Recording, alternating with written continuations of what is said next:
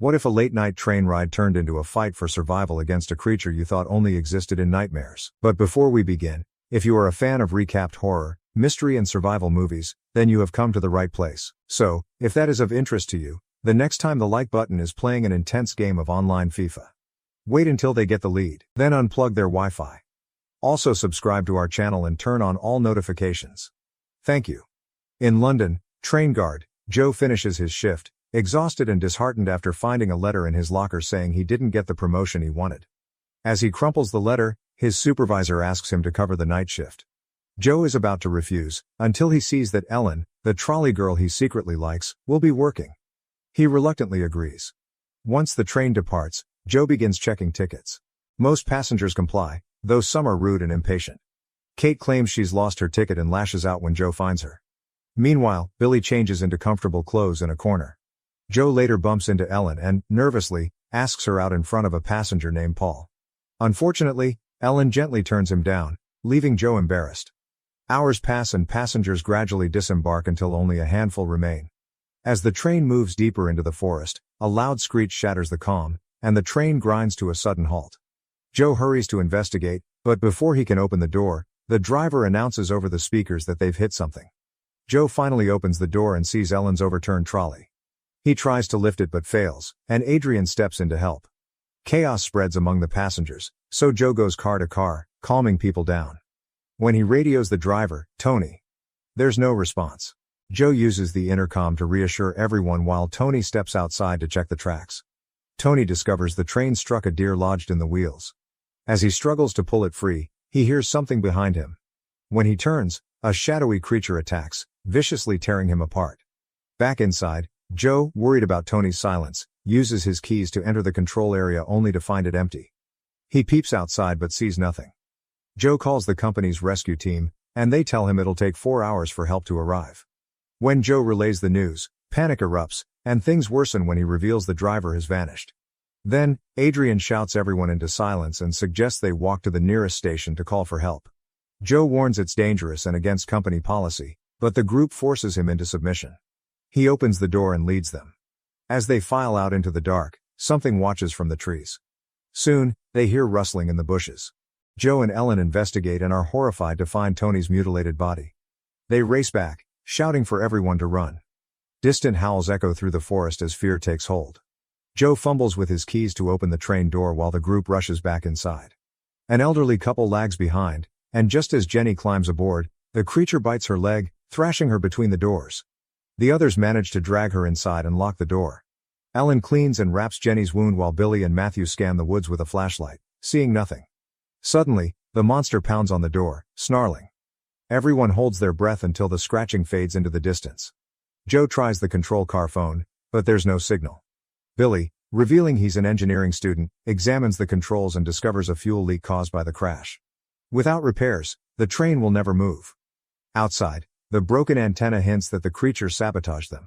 Back inside, the group argues about what attacked them. Adrian insists it's a bear, but Nina points out that bears don't howl. Jenny, pale and feverish, claims it seemed almost human, but others dismiss her words as shock. A sudden noise inside another car silences everyone. Fearing the monster is inside, Joe, Billy and Adrian arm themselves and investigate. The sound comes from the bathroom. Adrian prepares to strike as Joe unlocks the door only for Paul to tumble out. He'd been trapped there since before the crash. Later, Jenny's wound worsens. Suddenly, the creature pounds on the roof, shaking the train and causing the lights to flicker. Nina's phone briefly gets signal, and she answers a call from her mother.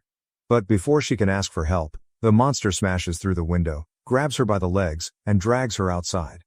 Kate tries to save her, but Matthew pulls her back just in time. Nina's screams fade as the beast devours her on the roof, blood streaking the windows.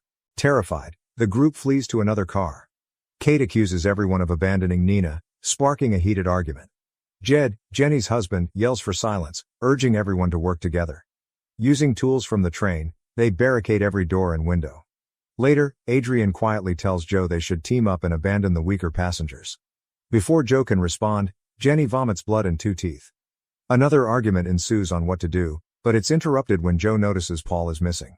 The barricade was moved and Adrian wants to put it back in place, however Joe and Billy convince him to give them a minute to find Paul. Joe goes into the other car and finds Paul stuck in the bathroom again, but before he can help, the creature drops through the ceiling and slaughters Paul. Joe flees back, but Adrian has locked the door, trapping him. Desperate, Joe pounds on the door as the monster approaches. The group finally lets him in just in time, and they reinforce the barricade. Meanwhile, Adrian tries smashing a window to escape but fails. The monster smashes through the barricade. Ellen freezes in terror, but Joe pulls her away just as the creature lunges. Ellen stabs it, but the beast swipes her aside, sending her flying. The others attack with anything they can grab. Billy is lifted by the neck but freed when Adrian strikes the creature with a fire extinguisher. Matthew arrives with a fire axe, hacking the monster repeatedly until it collapses. In the aftermath, they notice a ring on its finger. Proof it was once human. Matthew realizes it's a werewolf. Adrian remembers that people who get bitten transform as well, and now everyone is weary of Jenny. Soon after, the beast twitches and lets out a dying howl, so Joe immediately starts pounding its face with the fire extinguisher. Deep in the forest, other werewolves hear their leaders cry. Jenny starts to change, and growls too. Adrian wants to kill her before she fully transforms, but Ged won't let him. Adrian panics and attacks her, but Joe knocks him out. Then the group agrees to tie up both Adrian and Jenny using belts. Afterward they decide on a plan. Billy will fix the train and teach Joe and Ellen the controls. Joe gives a hopeful speech over the intercom as Matthew and Billy step outside. While Billy works under the train, Matthew stands guard. Soon, he hears Nina's voice calling for help and follows it into the woods, only to find her mutilated body high in a tree. He tries to run but finds himself surrounded by werewolves. He fights desperately but is overpowered and eaten alive. His dying screams echo back to the train, followed by a chilling howl. Jenny freezes, and Adrian urges Kate to untie him. At the same time, Billy finally fixes the train, and the lights comes back on, thus Joe and Ellen try to figure out the controls. Soon, the werewolves approach the train, so Billy grabs the train and lifts his body to hide until the monsters go away. Joe and Ellen activate the train, so Billy has to hold on to the train again not to be left behind. Suddenly, Jenny finishes transforming, so Kate rushes to release Adrian before Jenny breaks free with her new strength. Adrian tries to get help only for Jenny to knock him down. At that moment another werewolf appears at the door and grabs Kate, who cries for help. However, Adrian kicks her to push her and the werewolf off the train. The train speeds away and Kate is left behind, quickly becoming werewolf food. Jed tries to calm his wife, but she bites his throat, blood spraying everywhere.